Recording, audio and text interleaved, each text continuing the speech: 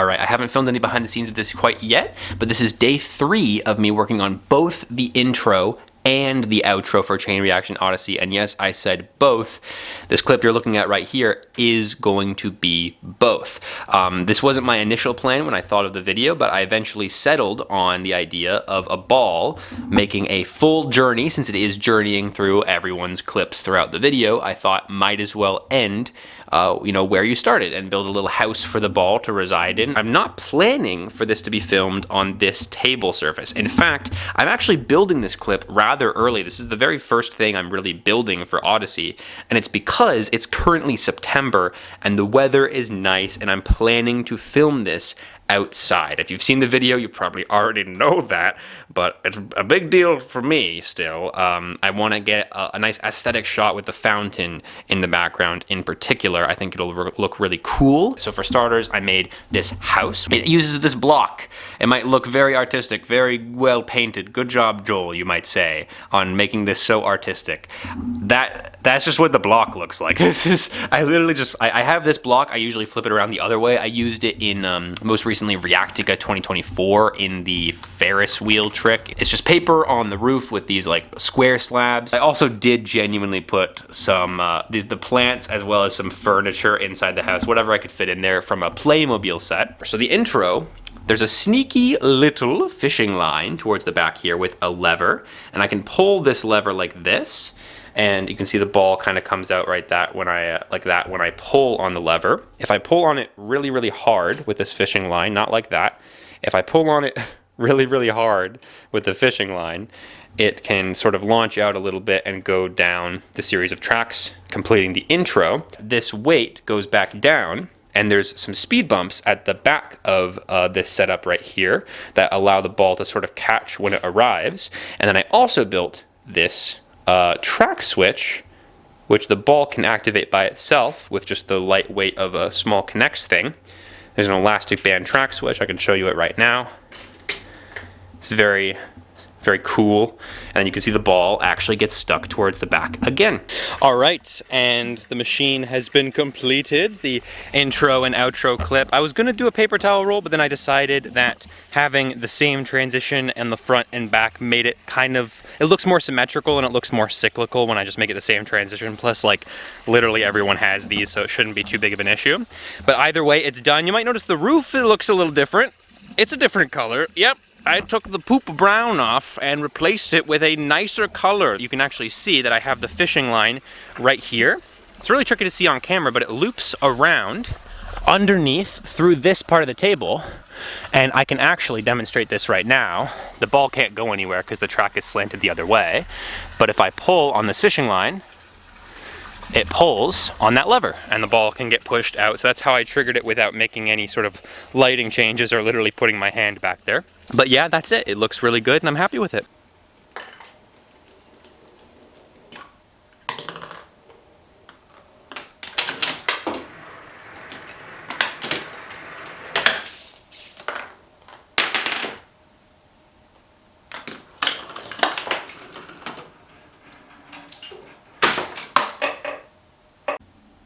All right, this is day 1 of me building my clip for Chain Reaction Odyssey. I've had this idea in the works for quite some time now. I actually attempted this idea, believe it or not, at Reactica 2024, and I couldn't quite get it to work at all, really. But I'm attempting it again, and I'm just starting out. And so the basic premise is based on this weird sort of Connects wheel amusement park ride that I saw in someone's like old Connects showcase video, and it has a really cool motion. And so the idea is that if I wrap this up like this for the reset, I have it in this position, and it basically will rotate like this as it spins, and I can kind of demonstrate it by like sort of spinning it myself. Let's see if I can get this to showcase. So you can see has kind of an interesting motion there. I ran into a problem right away, actually, where because the spins are sort of going in opposite directions, they actually sort of cancel each other out, and so I need a weight, or I needed to install a weight at the back that could fall as it's spinning, and this is actually what powers the spin going the other way. I still might have to give it a jump start, but that's what actually like allows the the top part to spin. I attached it to a fidget spinner. I'm not really sure if I needed to in retrospect, because it doesn't really help it spin that much more. But, you know, I guess it's fine. Hopefully that will be the reason why this ends up working. I want to have a ball sort of enter, or I want it to be in this area initially, and then I want a ball to enter that, and then I want it to do the thing and then end up here. And basically the ball will stay in the cup due to centrifugal force. That's the idea. Actually installing a track on this thing and doing decorations is sort of not planned yet, but that's what I have built. All right, it is end of day 2, and you might say, Joel, it doesn't really look like you built much at all, and you'd be right. But that's kind of how machine tricks tend to go, actually. So when it comes to like tabletop mechanism tricks, there's a sort of, you can sort of categorize it by a basic order of events that happen. It starts off with the basic structure work, where you actually build up the main frame for what it looks like, and then afterward, you're kind of trying to get the basics of it to work, and that actually just requires a lot of smaller intricacies that make it seem like I'm not making a lot of progress, but I am, kind of thing. I've also worked a little bit on these rollers here. So I have these slot machine rollers. They can sort of spin in different directions. I've just started up the sort of base of that, but I want the end of the trick to end with these sort of slot machine sliders.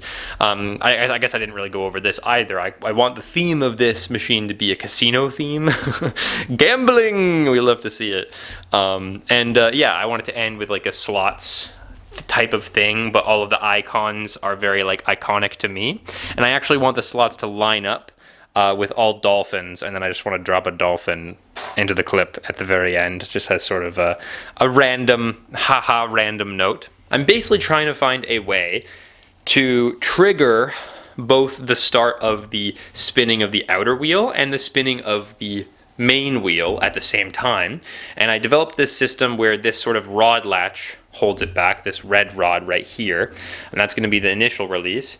And I may or may not just have this positioned like this, where it just sort of falls over. This is a latch that's keeping in the outer wheel in place. There's a timing delay here, so that when this weight slowly drops, it'll eventually release this ball. That's just to actually flip up this magnet for it to catch on the second rotation around, because I want it to do 2.5 rotations of the diagonal wheel and 2 rotations of the main wheel, and that will bring it to the position that I actually want to for the ball to start here and end here. It's not just a double pulley, it's actually a triple pulley. And so because I have to do 2 full rotations of the string wrapped around that Lazy Susan, it requires a long length of string, but the length of the table is only approximately, like, I don't even know if it reaches the length of 1 rotation of that circumference. And so a triple pulley basically just means that it's a string length that is 3 times the length of just dropping 1 unit, and the way it works is it's basically wrapped around multiple different pulleys. You can see I'm pulling on this. If I pull this back to here, it only lifts it up a tiny amount, and then it also gets stuck because I'm bad. I have not calibrated it at all, but it sort of looks like that. Honestly, that's the best take I've had so far, kind of ish. Actually, not really. All right, so it is a day of working on Chain Reaction Odyssey. You can see there's quite a bit of arts and craftage going on here in terms of the actual pathing of this wheel trick, as well as this sort of external stuff. So in going along with the casino theme, we have a casino sign right here, but the main sort of focal point is we have one main trick in the middle, which is this sort of casino gambling wheel of doom. And then we have 2 tricks on the outside. This is a pretty simple idea. It's just a ball lift using this sort of children's toy I found in a dollar store. The ball is just basically just going to be carried in this cup right here, and I'm planning to have a string pull it up on it. The tricky part about this so far is navigating or figuring out how I'm going to put a track in this space when this cup sort of overlaps the edge of the fan. It makes it particularly difficult to work that out. We also have this, which is like reminiscent, it kind of reminds me of Mario, Super Mario 64 DS, like those gambling games or whatever with the Mario stars on them. But the idea is that I have these spinnies, and all of them have different logos on them. I can show you all of the different logos I've printed out. The last one is just stick trick domino dude's face on a heart. And so, yeah, so they just spin around. I might have them spin in different directions, but they're going to be pulled towards the side. And I want them to all land on dolphins, or line up on dolphins, and then off screen, a dolphin will drop down onto this target to launch the ball out of the clip, which works pretty well so far. I might have to put a little sneaky hidden weight on the side of the dolphin to make it heavy enough to create that launch, but it's pretty good so far. Not a whole lot of connection work has been finished, so that's what I need to do next, but structure work is in place. Goodbye. All right, after a few more days and after 2 weeks, I think in total, Chain Reaction Odyssey is finally done, and it's honestly looking really, really good. I'm very proud of the sort of start and end tricks that I installed recently. I'll talk about both of them here. So starting with the whirling copter, I mentioned this a little bit previously. It took a long time. It took me actually 7 hours in total over the course of 2 days to get this thing to work. The main difficulty I was having is finding a way to actually make it lift up. So I sort of assumed initially that if I have a string looped on top and pulling upward and sort of wrapped around in a particular way, that would be an efficient way of pulling it up. It really isn't. It turns out it's very much so not. And so I really had to rack my brain for a very long time to come up with something that would work. What I settled on was a sort of using the actual toy piece that comes with the set, the thing that you sort of push up to launch it, connect it to the actual helicopter itself and use it as a spool so that I can have it sort of pulling on it from the side. And that works so much more effectively. My concern with this method was thinking that I would have to keep the string level all the way up, because when you think about efficiency in terms of a pulley, like you want to be pulling along the line of the thing you're pulling, otherwise you might be pulling downward or pulling upward, and this thing is lifting upward. So as soon as it gets up here, the string is going to be pulling down on it and vice versa.